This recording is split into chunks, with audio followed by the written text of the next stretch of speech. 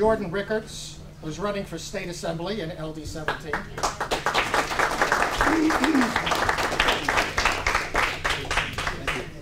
welcome. All right, everyone. My name is Jordan Rickards. I'm running for State Senate in District 17. My running mates Carlo and Bob will talk to you in a minute. Those guys are running for Assembly. I know a lot of the people in this room, but for those of you who don't know me, let me just give a very brief introduction. I'm 32 years old. I'm an attorney. I have my own practice in Milltown. In fact, if you were listening to Russ before, he was talking about that health care ordinance. Well, the Old Bridge Republicans actually hired me to sue the Democrats for them. We've been getting a lot of press about that.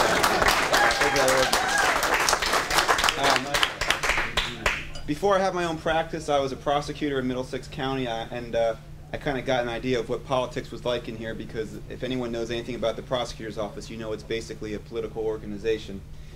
Let me tell you very briefly about why I got into politics. Someone mentioned property taxes before.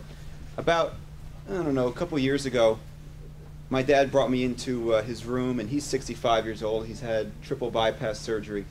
And I'm the oldest of his children, and so someday it'll become incumbent upon me to take care of the family finances. And we were going through everything the family has, you know, stocks and bank accounts, and we got to the house, and I saw the house was paid off, and that gave me a great deal of comfort. And then I saw the property tax bill, and I said, well, this isn't that bad. It's only $5,000. He said, no, that's quarterly.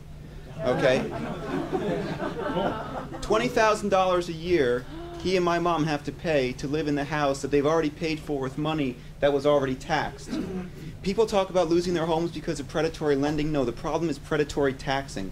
Take that same $20,000 a year, put it over a 30-year mortgage, that's $600,000 of the value of your house that's eaten away. This is why people can't sell their homes. This is why everyone's underwater. It's not the banks manipulating things by a tenth of a point here and there. It's the government, year in and year out, placing an increasingly egregious tax burden on us without any thought of any consequences. For the 8 years before Chris Christie took office, the man I'm running against, Bob Smith, and his cohorts in the Democrat Assembly and Democrat Senate raised taxes 115 times.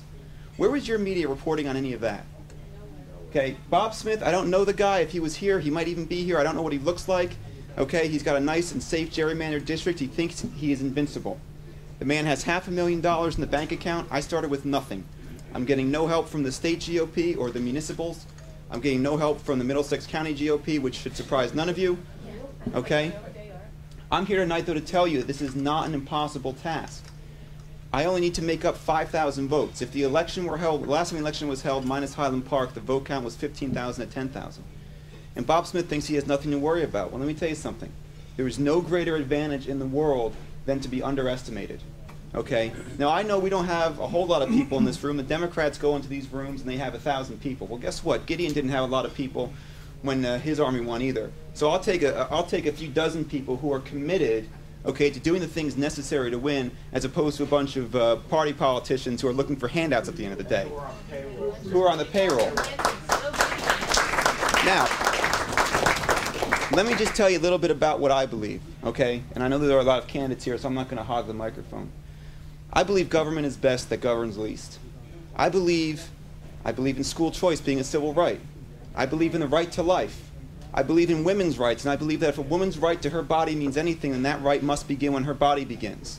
I believe you can't draw a moral equivalence between the Palestinians and the Israelis. I believe our freedoms are secured by God and the Second Amendment. And I believe that no nation and no state and no municipality has ever or will ever tax and spend itself into prosperity. I can't understand why it is I look at the New Jersey state budget and it's $30 billion, but Pennsylvania's is only $20 billion. Pennsylvania has twice the population we have. They have 5 times the landmass. They have 2 major cities. And yet our budget's 50% bigger than theirs. Well, why not? Because there are no effective checks and balances. Okay, there's nobody over in the legislature to say no. Now, we can disagree on, you know, whether Chris Christie's been conservative enough or anything like that. The bottom line is he's got no help over there. The Democrats have an absolute monopoly on the Assembly, and they have an absolute monopoly on the Senate. I don't know. People ask me all the time, how do you plan on winning? What's your strategy? I got to tell you something. I take things one day at a time, and I don't know what the result is going to be. But I don't run because I think this is going to be easy or because I like to see my name in the paper. I run because we have to. This gives us a voice. And if we don't do it and we don't draw a line in the sand and tell the government, no, you've come this far, but you'll come no further, then they're going to keep going further until none of us can afford any of our homes. All right, so again, we have a lot of candidates here tonight, and I'll take any questions, but other than that, I want to thank you guys for coming out, and I want to thank you for supporting us. If you don't live in the district, I understand that doesn't mean you can't help. I need help from outside the district. Most of my donations come from outside the district, so I need you guys to please, if you can, dedicate your time. If you can spare a few dollars, we'd appreciate it. That having been said, again, thanks a lot for having us.